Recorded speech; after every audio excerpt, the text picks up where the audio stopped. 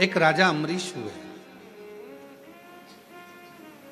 बड़े अच्छे थे, धर्मात्मा थे, पुण्यात्मा थे, भक्ति में डूबने वाले थे, भजन में डूबने वाले थे, स्मरण करने वाले थे। उनकी एक लड़की थी जिसका नाम था श्रीमती। क्या नाम है? श्रीमती। हमारे यहां पूरे भारत की भूमि पर यह शब्द श्रीमती शब्द आया भी राजा अम्बरीश की बेटी से ही है।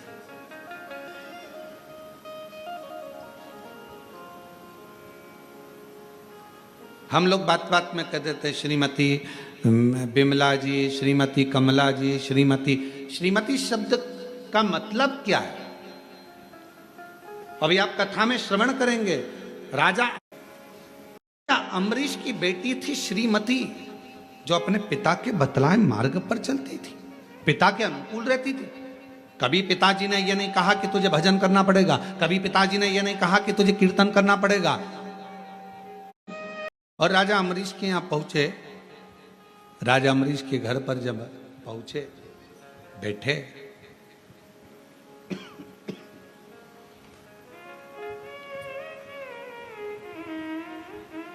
थोड़ी देर बाद राजा अम्बरीश की बेटी श्रीमती सामने से निकल कर गई। बड़ी सुंदर थी, बड़ी अलौकिक छटा थी उसकी। अभी आपको कहा कि ये स्पीकर नहीं चल रहे रे, ये दोनों, बड़ी अलौकिक छटा थी उसकी। अभी आपको कहा कि भजन का जो बल होता है, भजन का जो क्रम होता है, भजन का जो स्मरण होता है, वो अपने आप में सुंदरता देता चले जाता है अपने। और फिर वही बात है, ये चमक ये दमक फुलवन में महक सब कुछ सरकार तो वही से, ये उसकी चमक से हम है त्रिशूल कुंडधारी, है त्रिशूल, चरणों में तेरे बाबा जी उपकार कीजिए, सबका किया है मेरा भी कल है त्रिशूल। भगवान ने मौका दिया, सामने जो चेहरा नजर आया देवऋषि नारद को, पर्वत मुनि, बड़ी सुंदर कन्या थी। उसके चेहरे का आकर्षण बड़ा प्रबल था। कन्या निकलकर जैसे ही चली गई, थोड़ी देर बाद देवऋषि नारद ने पूछा राजा अम्बरीश जी से, ये इतनी सुंदर कन्या किसकी है?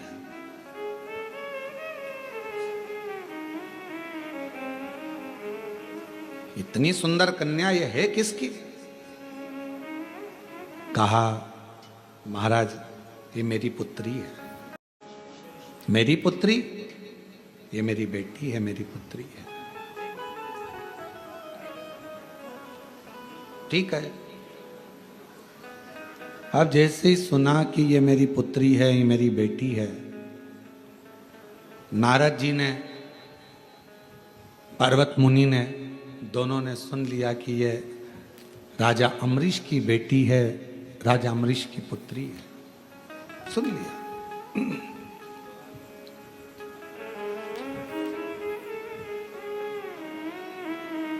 कुछ देर के बाद देवऋषि नारद ने राजा अम्बरीश को एकांत में ले जाकर, राजा अम्बरीश को एकांत में ले जाकर थोड़ी चर्चा करी, थोड़ी बात करी। राजा अम्बरीश जी ने पूछा, महाराज आपने मुझे एकांत में बुलाया है, क्या बात है, क्या कहना चाहते हैं? कहा, आपकी पुत्री बड़ी सुंदर है और हम उससे विवाह करना चाहते हैं। देव ऋषि नारद जी ने ये शब्द कहा। राजा अम्बरीश तो अपने भाग्य की सराहना करने लगे। धन्य हैं हम जिनकी पुत्री देव ऋषि नारद जी से ब्याह है। प्रणाम महाराज जी। थोड़ी देर बाद पर्वत मुनि ने राजा अम्बरीश को एकांत में बुलाया और फिर उनसे बात करी। तो पर्वत मुनि ने कहा कि आपकी बेटी बड़ी सुंदर है और हम उनसे विवाह करना चाहते हैं।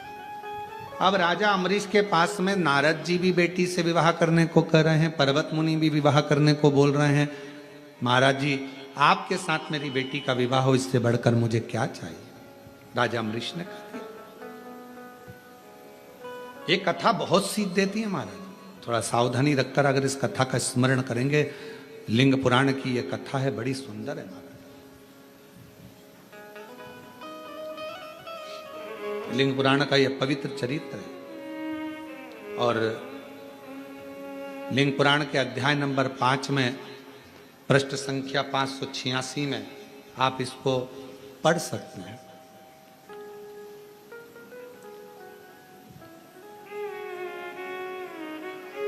कहा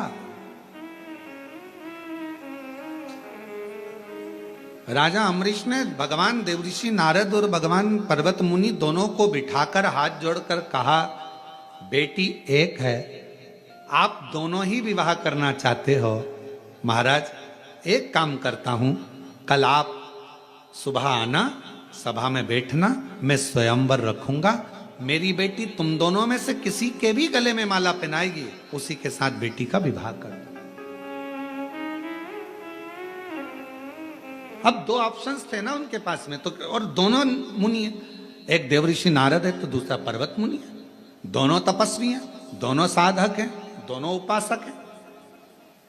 तुम दोनों सुबह आना, स्वयंवर रखूंगा बेटी का।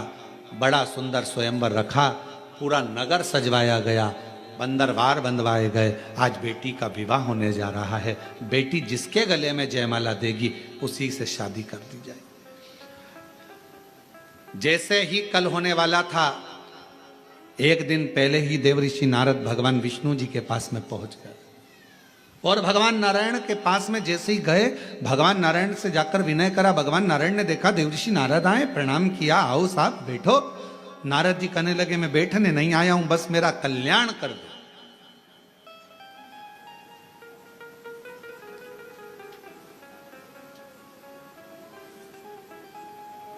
मेरा कल्याण कर दो, इतना ही चाहता हूं। भगवान विष्णु ने पूछा, क्या कल्याण चाहते हो?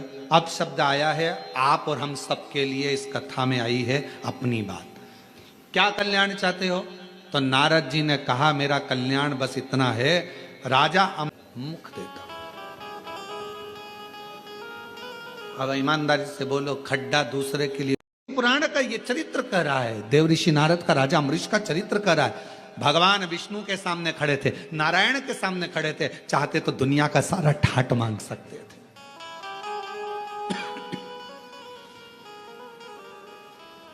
मांगो, तुमको क्या चाहिए? भगवान विष्णु ने तो पूछा था, क्या चाहिए तुमको, बोलो।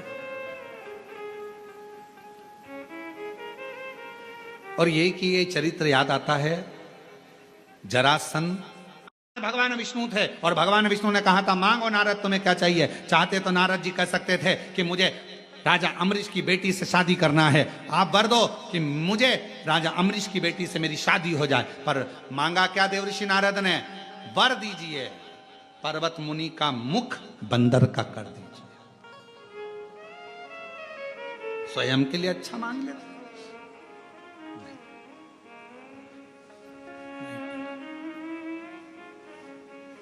अब नारद जी चले गए, भगवान ने कह दिया तथास्तु, ठीक है। थोड़ी देर बाद इनके जाने के बाद पर्वत मुनि आ गए। पर्वत मुनि आए तो प्रणाम किया। भगवान नारायण ने कहा, प्रणाम है, क्या चाहिए, क्यों आना हुआ? महाराज तो प्रणाम किया। भगवान नारायण ने कहा, प्रणाम है, क्या चाहिए? क्यों आना हुआ? महाराज, राजा अम्बरीश की बेटी बड़ी सुंदर है, उससे विवाह करना चाहता, बस एक निवेदन लेकर आए। क्या? नारद जी का मुंह लंगूर का कर दो।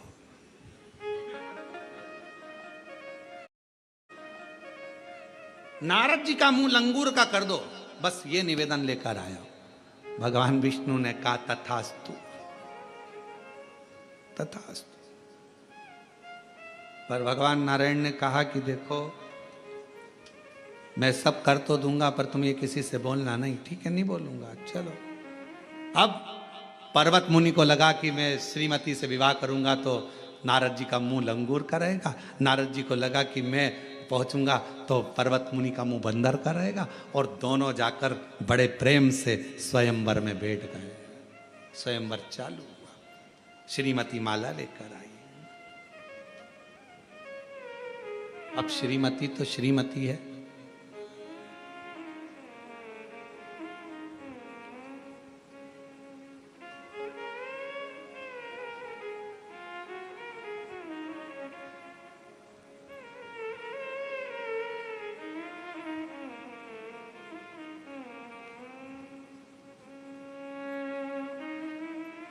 दो चीजें। सुंदर श्रीमती जी का सुंदर स्वयंवर प्रारंभ हुआ। स्वयंवर चल रहा था। देव ऋषि नारद बैठे थे, पर्वत मुनि बैठे थे, दोनों बैठे हैं और श्रीमती माला लेकर आ रही है। खूब सुंदर है, भगवान की परम भक्त है, राजा अम्बरीश की बेटी है, भगवत भजन में इतनी डूबने वाली है कि वो भगवत की भक्ति में रमती है। इसलिए भगवान भी उसका कल्याण करने का भाव उत्पन्न कर लिया। कल्याण कर माला लेकर चली।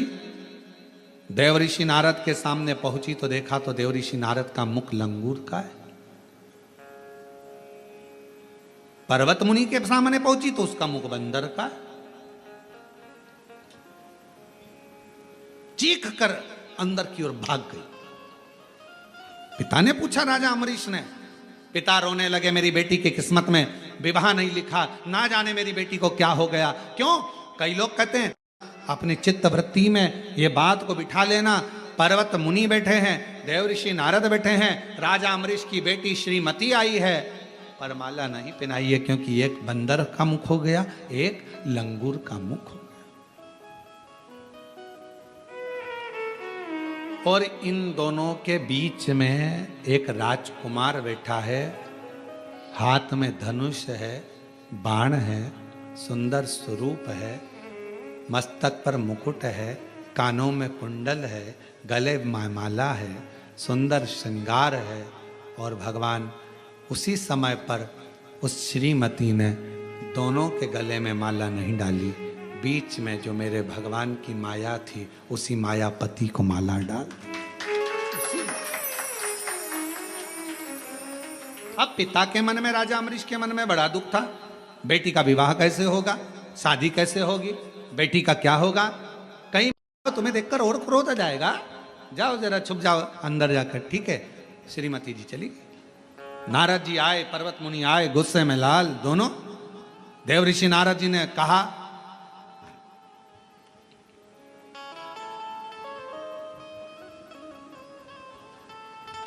मैं राजा अम्बरीश की बेटी से शादी करना चाहता था।